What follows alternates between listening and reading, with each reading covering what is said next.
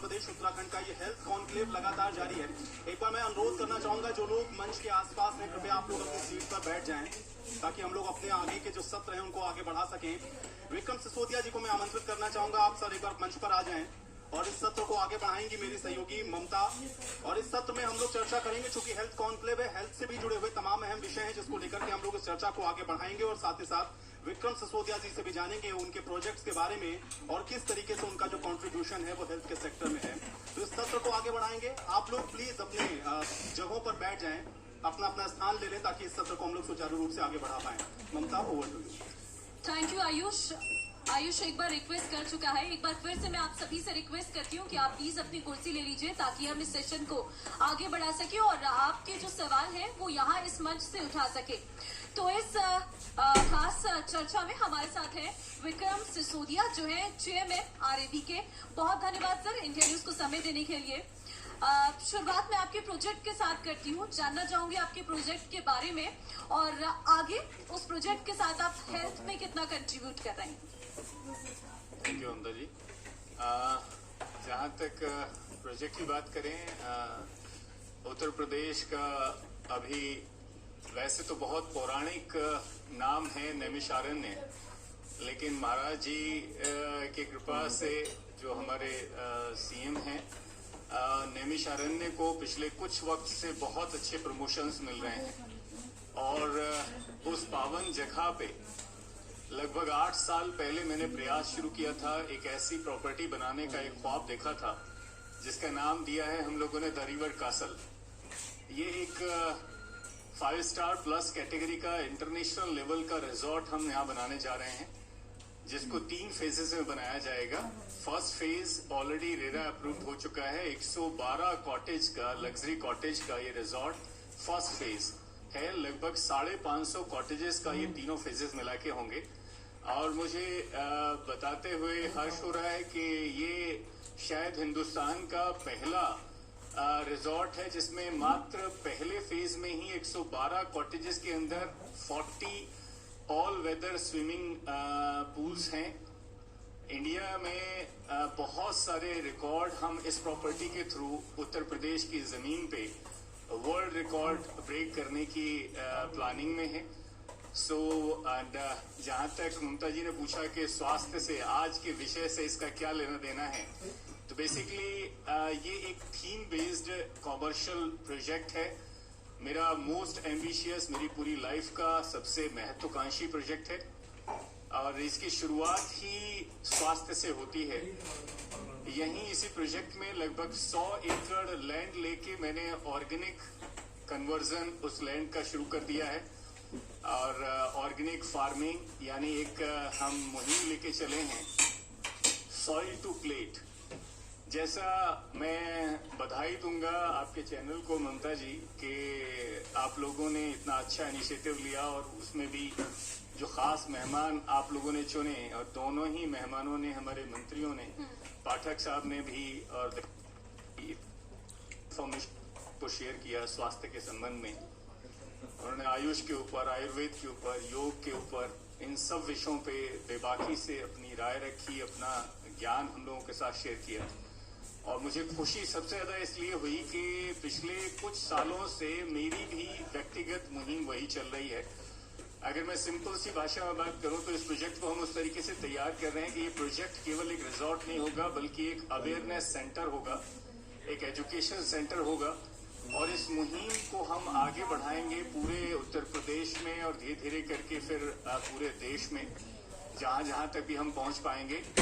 कि माफ कीजिएगा जितने भी यहाँ सभी हमारे गेस्ट बैठे हैं, डॉक्टर्स बैठे हैं, आप सब लोग, कुछ लोगों ने आपको कॉम्प्लीमेंट दिए भी कि भगवान की तरह डॉक्टर्स को देखा जाता है और है भी, हकीकत है। जो जान बचाता है उसको भगवान की नजर से ही देखा जाना भी चाहिए।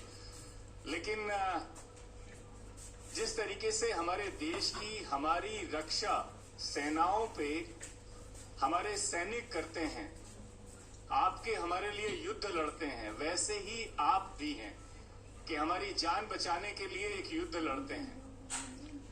लेकिन बहुत गहरी बात कह रहा हूं, अगर आप ध्यान से सुने अगर एक सभ्य समाज, एक हेल्दी समाज बनाना है, तो आप कभी नहीं चाहेंगे कि किसी समाज में, किसी शहर में वो सेना पे आपकी हिफाजत करने वाले लोग रोजमर्रा की जिंदगी में आपकी सड़कों पे दिखाई दें। क्या चाहेंगे आप?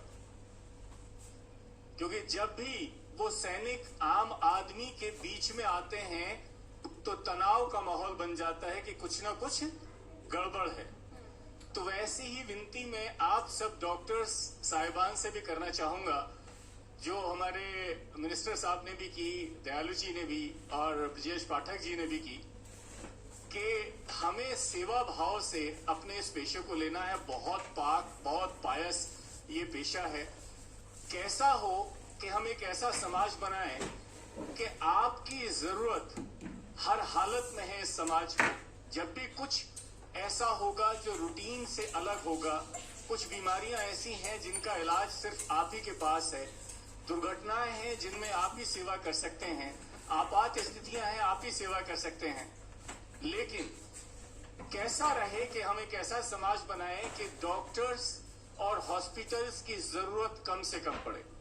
अब वो पॉसिबल है कि जितना भी खेतों में, मिट्टी में, फसलों में रसायन यानी केमिकल का प्रयोग हो रहा है, तो मेरी कोशिश है कि एक मुहिम ऐसी चलाई जाए कि उस केमिकल से दूर रहा जा सके। आज दुर्भाग्य से हम जो कुछ भी सुबह से शाम तक खा पी रहे हैं, ऑलमोस्ट हर चीज में, चाहे वो अनाज हो, फल हो या कोई भी चीज हो, हर चीज में जहर है यानी केमिकल है। तो मेरी मुहिम है इस प्रोजेक्ट के माध्यम से कि हम सॉइल से ट्रीटमेंट शुरू करें और आपकी प्लेट तक उस विशुद्ध, बिल्कुल केमिकल लेस प्रोडक्ट्स को आप तक पहुंचा पाएं। तो मैं केवल एक रियल एस्टेट कंपनी नहीं, बल्कि पैशनेटली एक तरीके से इस सेवा में भी अपने आप को लगाए हुए हूं। Thank you.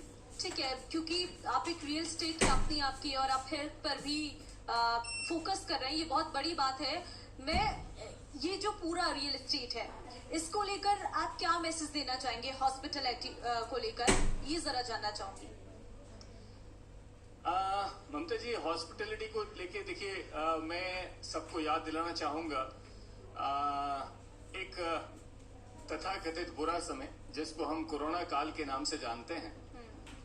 कोरोना काल से पहले कम तादाद में लोग अपनी जिंदगी को जी रहे थे। मैं ये कहूं कि अधिकतर लोग पैसे या सफलता के पीछे अंधी दौड़ में थे। तो हॉस्पिटैलिटी सेक्टर था, लेकिन बहुत ज्यादा तादाद में उतना फ्लोरिश नहीं हो रहा था। और रही सही कसर कोरोना में, उसने इसका कहना चाहिए कि हॉस्पिटैलिटी सेक्टर का रीढ़ की हड्डी तोड़ दी। लेकिन जैसे ही हम उससे उभरे हैं, तो आप सब लोग भी शायद सहमत होंगे कि हर व्यक्ति को इस बात का एहसास हो गया कि जोड़ के कुछ नहीं मिलने वाला, जो जीवन है उसे जी लो अच्छी तरीके से। तो यहाँ दो इंडस्ट्रीज बहुत अच्छा रोल प्ले कर सकती हैं। एक है अच्छा हेल्दी खाना पीना, योग, और दूसरा उसके बाद अगर आपको अच्छा खाना पीना मिल रहा है, थोड़ा सा एक्स्ट्रा पैसा आपकी जेब में है, तो दूसरी इंडस्ट्री है हॉस्पिटैलिटी, कि जी लो जी भर के। कुछ नहीं पता कि कल आने वाले वक्त में क्या होगा। तो मुझे लगता है हॉस्पिटैलिटी इंडस्ट्री में बहुत कुछ, अब बहुत अच्छा सुनहरा कुछ होने वाला है, और उसी की तैयारी हम लोग भी कर रहे हैं। बिल्कुल, क्योंकि आपका प्रोजेक्ट द रिवर कास्टल है। कब से आप रियल एस्टेट में हैं? आपके बारे में थोड़ा जानना चाहूंगी कि कब से आप रियल एस्टेट में हैं, रियल एस्टेट की ग्रोथ को आप कहां पर देखते हैं इस वक्त, और यूथ कितना इसकी तरफ अट्रैक्ट हो रहा है? ममता जी, मैं तो मुश्किल से 11 साल हुए हैं मुझे रियल एस्टेट में आए हुए। मैं सेल्स इंडस्ट्री से निकल के इस इंडस्ट्री में आया, और जहां तक बात है कि स्कोप यूथ के लिए क्या है, तो मैं बहुत खुश हूं कि आज से लगभग 15-20 साल या 25 साल पहले रियल एस्टेट में निवेशक सिर्फ और सिर्फ एलीट क्लास होती थी, यानी जिनके पास बहुत ज्यादा एक्स्ट्रा पैसा है। लेकिन आज मैं देख रहा हूं कि मिडिल क्लास और खास तौर से यंग जो जनरेशन है हमारी, जिनको मुश्किल से 2-2, 5-5 साल अपने करियर को बनाते हुए हैं, 2, 5, 10 लाख की भी सेविंग होती है, तो they are interested to invest into real estate. तो बहुत अच्छा भविष्य मुझे दिखाई दे रहा है। और कोरोना के बाद आप लोगों ने भी अगर डेटा पे ध्यान दिया हो तो रियल एस्टेट बहुत अच्छी तरीके से दोबारा से बहुत अच्छा उठ रहा है। ठीक है, बहुत धन्यवाद विक्रम जी आपका। बहुत इजीली आपने चीजों को बताया है और बताया कि किस तरीके से एक रियल एस्टेट भी स्वास्थ्य के क्षेत्र में कितना अहम योगदान दे सकता है। बहुत धन्यवाद। इंडिया न्यूज के मंच पर आपने इन सारी बातों को चर्चा की है। फिलहाल यहाँ वक्त एक छोटे से ब्रेक का हो रहा है, अभी और भी सारे सेशंस बाकी हैं। फिलहाल वक्त एक छोटे से ब्रेक का, फौरन लौटते हैं। Thank you.